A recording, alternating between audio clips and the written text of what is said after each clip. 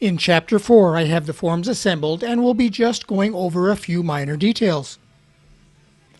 Here we are looking at the glue up for the upper form. On the right side is one of my 3D printed 90-degree angle clamps, and as we go from right to left, you can see I added some corner braces and a brace across the back for additional support where I cut the relief. I am hoping the relief cuts will make it easier to break out the form. The board clamped in the middle is only a spacer, and it will be removed once all the glue is set. And over here on the left side is my other 3D printed 90-degree angle clamp, keeping everything square. On the inside we can see another one of the braces over a relief cut, and also sitting in there is a pull tab, which is another thing that I hope will make it easier to pull out the form.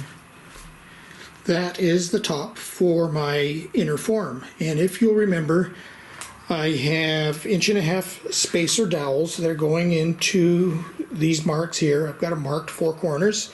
Drill a 1/2 inch hole and put in a dowel as a spacer, because that is going to form the actual inner shelf. So here I've got my 1/2 inch dowel. Bought that from Home Depot. Here is my test hole that I drilled with a Forstner bit and measured it, and it is 1/2 inch. And the dowel is too loose. The Home Depot the Home Depot 1/2 inch dowels are 12 millimeter. So if you need a 1/2 inch dowel, Home Depot is not the place to get it. So I had a choice. Either I have to get me a 12 millimeter Forstner bit, or what I'm going to do, using this scrap block that came from a 4-post bed that I salvaged, I'm going to make a dowel jig for my table saw. So you'll see that, here's the link of it up here in the corner, and making that dowel jig. On the bench is the lower inner form and the upper inner form.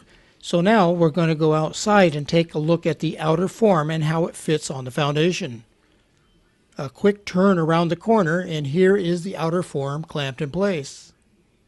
Up here at the top, I've got my 90-degree angle clamps holding everything square, and as we can see, we look down inside and everything seems to fit just right.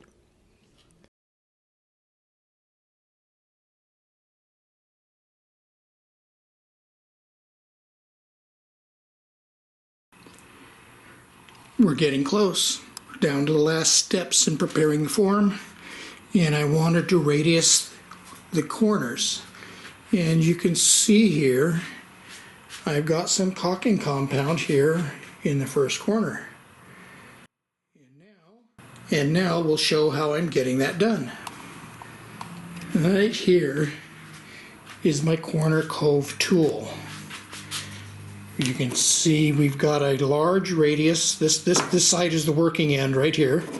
See, we have a very large radius on this side and a 1/2 inch radius on that side. So what that does is when I put the caulking compound in, it all goes into this side like a funnel and then smooths down to this side for a nice smooth 1/2 inch radius. And I printed that on my 3D printer. So now let's get set up and show you how it works. Let's start laying a small bead down the joint.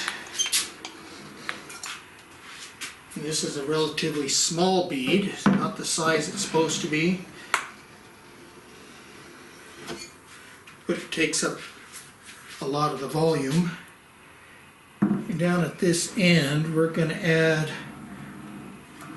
a short length of a thicker bead.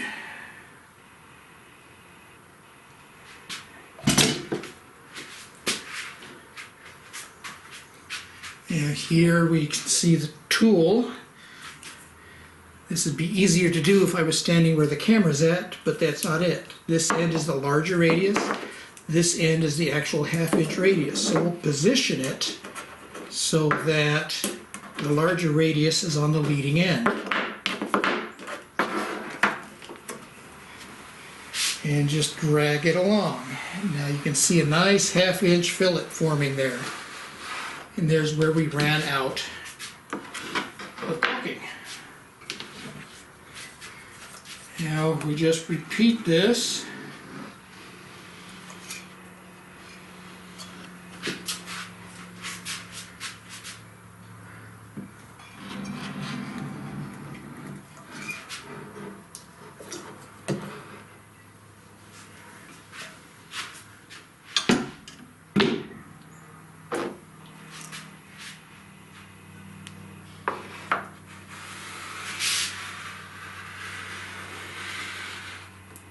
I don't know if you can see that there, but we've got a little bit of a bubble. Not an issue. We just put a little blob there. We back up. Let's see what we're doing there.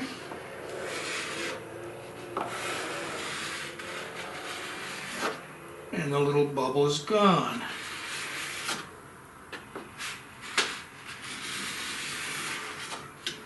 All this stuff out here is extra stuff. We'll end up scraping off.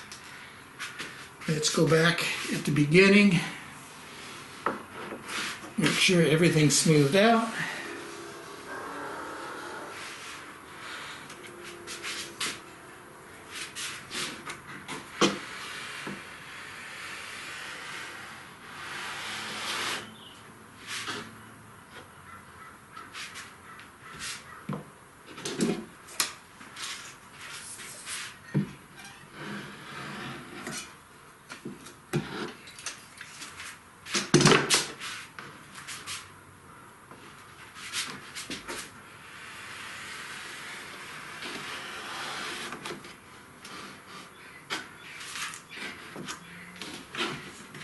One more bit left fill up. Actually, this is the bottom on this end, so I'm not really concerned.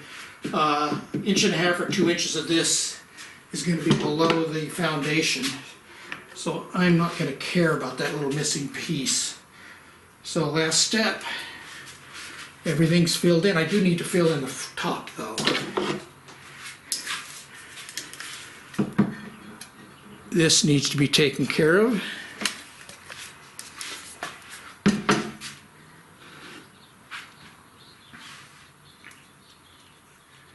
And you can go in both directions. You're going to have to squeeze in around to the camera. It works in both directions, so it's not an issue. But once you've got everything filled in, you just go back. I can reach in here and grab it and go the full length. I'm pushing real hard against there with significant pressure all the way down.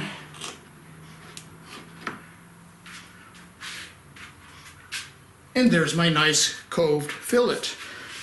And I just need to repeat that 2 more times, let everything set, and I think this form is about ready to go.